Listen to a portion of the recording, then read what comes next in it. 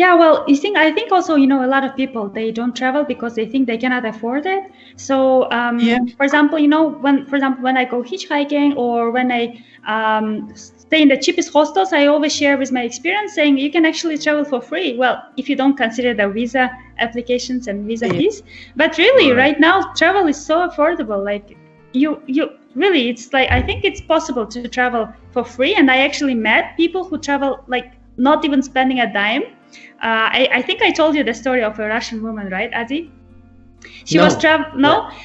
So I met her in Armenia, and she was traveling like she has her tent, sleeping bag, everything in her backpack, and she even had a buckwheat, and all she was eating was just buckwheat that she brought from home. She even brought a pot that she would just pour water, get ready, like leave the buckwheat for 10 minutes, and just eat buckwheat twice a day. Right. She wouldn't spend any money, like even inside the city, like for example, when we could take a bus, it's like, I don't know, several cents. She's like, no, I'm walking, like for 6-7 kilometers, just walking. Like amazing. Yeah, no, definitely reminds me of kind of the stories of Malaysia and eating ridiculously cheaply. The first time I went to Iceland, again, I went with quite a big group of people because we went on holidays. So all 5 of us crammed into one hire car, and like the cost of accommodation and stuff. But also everywhere I went, we kind of went, oh, we'll go to this next place, and I'm sure there'll be like a shop there that we can buy some food.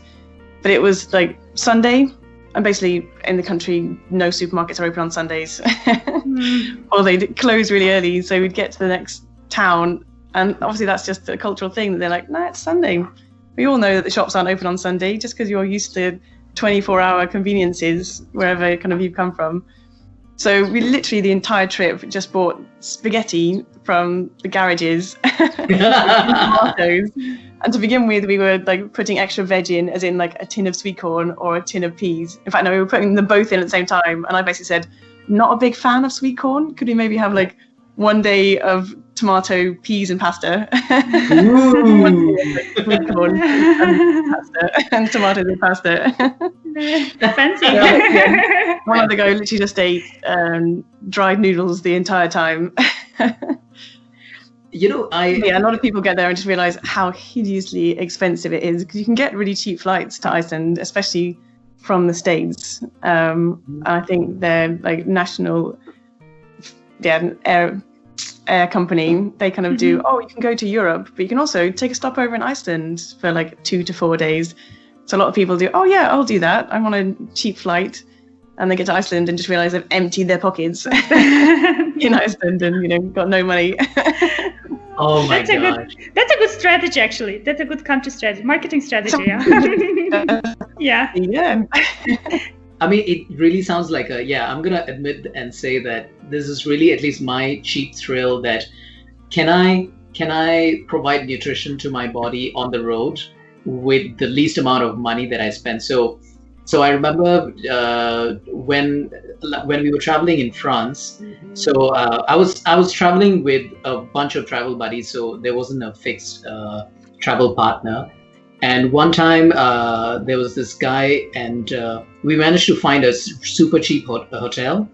And we basically went to some nearby supermarket, and we bought big baguettes, which were like for €1 there were 2 baguettes, and we basically went to some kind of McDonald's or some place to steal essentially a bunch of mayonnaise and ketchup. That's what we ate for lunch and dinner.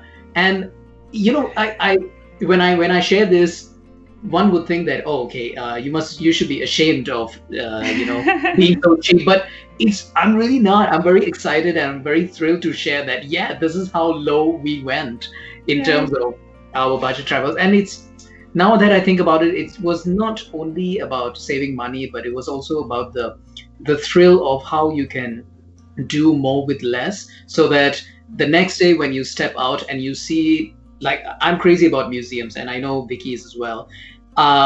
If there's a beautiful museum out there, and if the ticket, at least for a student, €16 is not nothing, I would want to save the money from food to pay the €16 ticket, entry ticket to that museum, right? so that at least, yeah, I can spend the whole day in the museum and it will be totally worth eating that baguette and mayonnaise for the 3 meals of that day. For full episodes, go to solopacker.com.